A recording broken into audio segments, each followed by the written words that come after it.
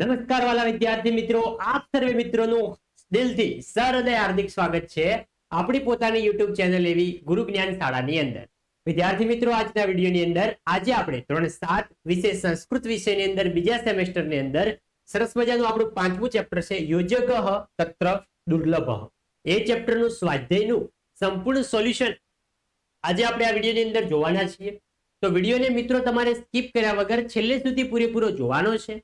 અને જો તમે ચેનલ ઉપર નવા હોય, હજી સુધી ચેનલને સબસ્ક્રાઇબ ન કરી હોય વાલા મિત્રો, તો ચેનલને પણ સબસ્ક્રાઇબ કરી દેવાની છે. તો ચલો મિત્રો, વધુ ટાઈમ વેસ્ટ ન કરતા આપણે વિડીયોની શરૂઆત કરીએ.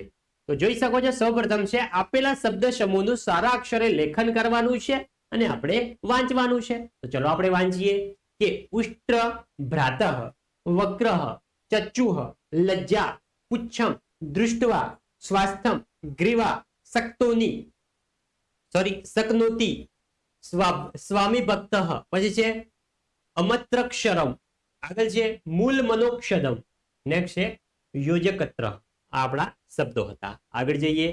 આગળ છે પાઠ વાંચીને નીચેના પ્રશ્નના ઉત્તર લખવાના છે અને આ તમને પરીક્ષાની અંદર પૂછાય છે. તો ધ્યાનથી તમારે પ્રશ્નો જોવાના છે.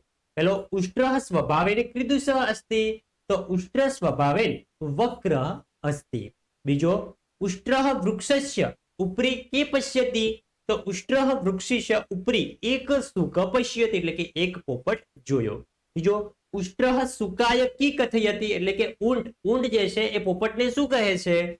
તો ઉષ્ટ્ર સુકાય કથતી, હે સુખ ત્વ ચચ્ચુઃ વક્રા અસ્તિ, એટલે કે તારી ચાંચ જે છે એ મિત્રો વાંકી છે, એમ ઊંટ પોપટને કહે છે. આગળ ચોથો કશ્ય પુચ્છમ વક્રમ અસ્તિ, તો કુકુરસ્ય પુચ્છમ વક્ર અસ્તિ, એટલે કે કૂતરાની પૂંછડી વાંકી છે. પાંચમો કહ મનુષ્ય વાણી વક્તુ શક્તોની કશ્ય ગ્રીવાવના, તો આવશે સુકહ મનુષ્ય વાણી વક્તુ શક્તોની બકસ્ય ગ્રીવા વક્રચ. આગળ જોઈએ છઠ્ઠો કહ મરુભૂમ્યા નૃપ અસ્તિ, તો ઉષ્ટ્રાહ મરુભૂમ્યા નૃપ અસ્તિ, એટલે કે રેગિસ્તાનનો રાજા જે છે એ મિત્રો કોણ છે? ઊંટ છે. આગળ છે સાતમો કે કશ્ય સ્વામી ભક્ત પ્રચલિતા, એટલે કે કોણ જે છે પોતાના માલિકનો વફાદાર છે?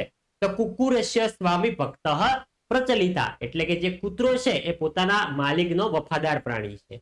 નીચે આપેલા વિધાનમાં બોક્સમાં પાઠને આધારે જો સાચું હોય તો આમ લખવાનું છે ને ખોટું હોય તો ન લખવાનું છે. તો જોઈએ આપણે એક કે સુકહ સ્વભાવેન વક્ર અસ્તિ, તો મિત્રો શું છે? આ છે ખોટું છે, તો આવશે ન. પછી છે બીજો સુકસ્ય ચચ્ચુઃ વક્રાસ્તિ, સાચું છે, તો આવશે આમ. ત્રીજો બકહ મનુષ્ય વર્ણ્યમ વક્તુ શક્તોની, તો આવશે ન, એટલે કે આ ખોટું છે. ચોથો સુકસ્ય એકાગ્રતા પ્રચલિતા અસ્તિ, તો આ શું છે? આ પણ ખોટું છે, એટલે શું છે? અહીંયા ન આપેલો છે. આગળ વધીએ.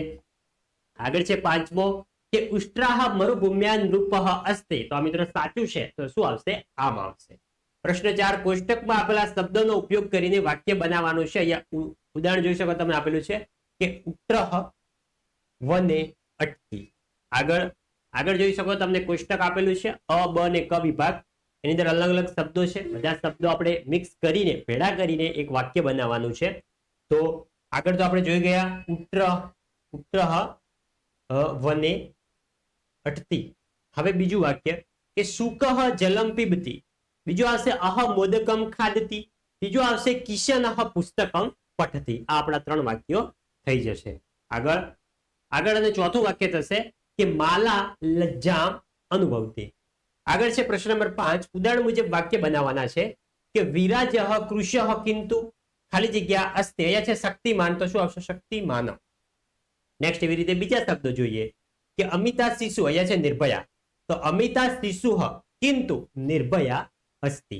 આગળ છે બીજું વાક્ય, એનો ડાયરેક્ટ જવાબ જોઈએ કે નિમ વૃક્ષઃ તિક્તઃ કિંતુ ગુણાકારી અસ્તિ.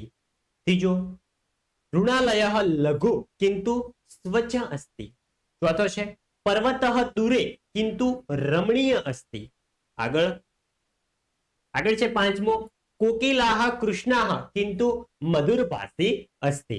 એવી રીતે પ્રશ્ન નંબર 6 ઉદાહરણ મુજબ વિધાન બનાવો. અહીંયા શું છે? એશઃ બકઃ, અહીંયા છે એકાગ્રતા શબ્દ છે, એના પરથી આપણે સંપૂર્ણ વાક્ય બનાવવાનું. તો એશાહ બકઃ તસ્ય એકાગ્રતા પ્રચલિતા. એવી રીતે જોઈએ આપણે એશા શુક અને અહીંયા છે મનુષ્યવાણી. તો એશાહ શુકાહ તસ્ય મનુષ્યવાણી પ્રચલિતા. આગળ આગળ છે એશાહ કુકુર તસ્ય સ્વામી ભક્ત પ્રચલિતા. ત્રીજું સહ રાષ્ટ્રપિતા તસ્ય સંકલ્પ શક્તિ પ્રચલિતા. ચોથાની અંદર આવશે સા શિક્ષિકા તસ્યા કાર્યનિષ્ઠા પ્રચલિતા. એ આપણા સાચા જવાબો થઈ જશે. આગળ પાંચમું આવશે કે સાહ છાત્રાલય, તો આવશે સહ છાત્રાલય તસ્ય વ્યવસ્થા પ્રચલિતા. અને છે સાતમો, તમારા શિક્ષક જે શબ્દ બોલે તે ધ્યાનથી તમારે સાંભળવાના છે, તમારી નોટબુકમાં લખવાના છે. તમારા શિક્ષકને તપાસવા આપો અથવા તમારા મિત્ર પાસે તપાસ કરાવો. જો ભૂલ હોય તો ફરીથી ભૂલ ના થાય તેની તકેદારી રાખવી જોઈએ. તમારા શિક્ષક સંસ્કૃતની અંદર શબ્દો બોલશે, તમારે લખવાના છે. કેટલા ખોટા પડ્યા કેટલા સાચા પડ્યા એ તમારે ટેલી કરવાના છે.